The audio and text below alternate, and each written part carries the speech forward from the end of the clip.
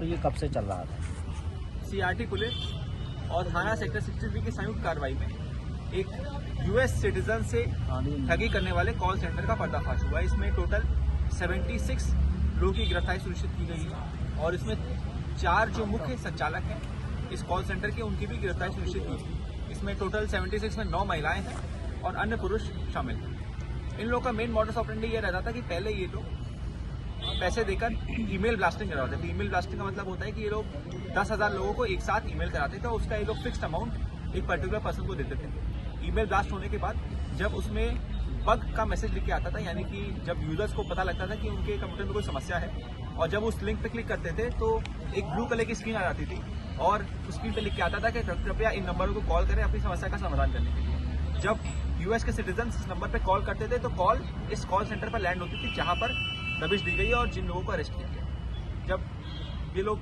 खुद को माइक्रोसॉफ्ट के रिप्रेजेंटेटिव होकर ये लोग बग दूर करते थे तो उन लोगों का रिमोट एक्सेस ले लेते थे और उनके द्वारा जनरली $99 के मल्टीपल्स में ये लोग पेमेंट रिसीव कर लेते थे। ये पेमेंट जनरली ये लोग गिफ्ट कार्ड के माध्यम से रिसीव करते थे और ये लोग मंडे टू फ्राइडे रात में लगभग 8 बजे से लेकर सुबह तक जो यूएस की टाइमिंग होते थे उस हिसाब से ये लोग काम करते थे और उस टाइम पे ये लोग जो बग का मेल करने के बाद जो कॉल रिसीव होती थी उस कॉल को रिसीव करते थे। इन सब लोगों की सैलरी लगभग 15 से लेकर 25 से 30 हज़ार के बीच थी और उसके अलावा ये लोग जिस पर्सन के साथ फ्रॉड कमिट कर लेते थे ये लोग उनके साथ उसका इनको इंसेंटिव भी मिलता था। इसके अलावा इन लोगों के पास से कुछ यूएस बैंक्स की फर्जी अकाउंट्स की चेक भी बरामद हुए हैं और ये लोग कई बार चेक यूजर्स को दिखाकर, विक्टिम्स को दिखाकर उनसे पैसे इनकैश भी करा लेते हैं।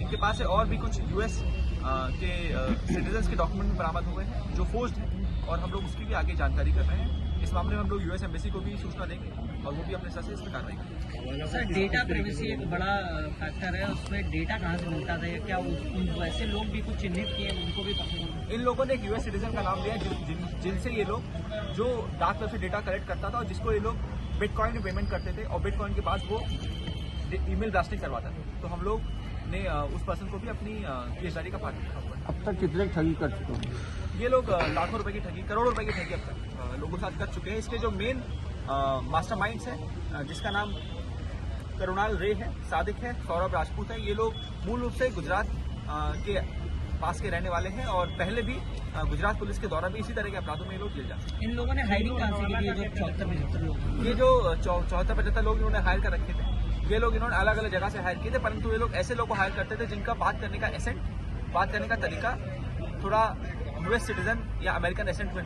तो कितने लोगों को ठग चुके होंगे लगभग? ये लोग अब तक सैकड़ों हजारों लोगों ने। सर, कब से चल रहा कॉल सेंटर? ये यहाँ पे करीब 1-1.5 महीने से चल रहा है। इसमें कोई आरोपी ऐसा भी है जो विदेश में पढ़ाई करके आया है? इसमें ये लोग जो पेमेंट्स देते थे वो कैश कार्ड के माध्यम से लेते थे और कैश कार्ड्स अपना कैश कराने के लिए लोग हवाला एजेंट्स के माध्यम से जो यूएस डॉलर में लोग कैश कार्ड्स को कैश कराते थे और उसके बाद हवाला के माध्यम से लोग इंडियन रुपी में पेमेंट लेते थे। तो ये हवाला वाले एंगल पे आपको जांच शुरू है? बिल्कुल, हवाला में भी हम लोगों के पास इनके कई लोगों के कम कॉन्टैक्ट और फोन नंबर्स मिले हैं जिसपे हम लोग आगे काम। इनमें से कोई आरोपी ऐसा भी है जिसने विदेश में पढ़ाई की हो? हाँ, इसमें भी ऐसे भी हम लोग को पूछताछ में ऐसा तथ्य भी आया जिसपे आगे जांच चली। चाइना का भी कोई कनेक्शन है?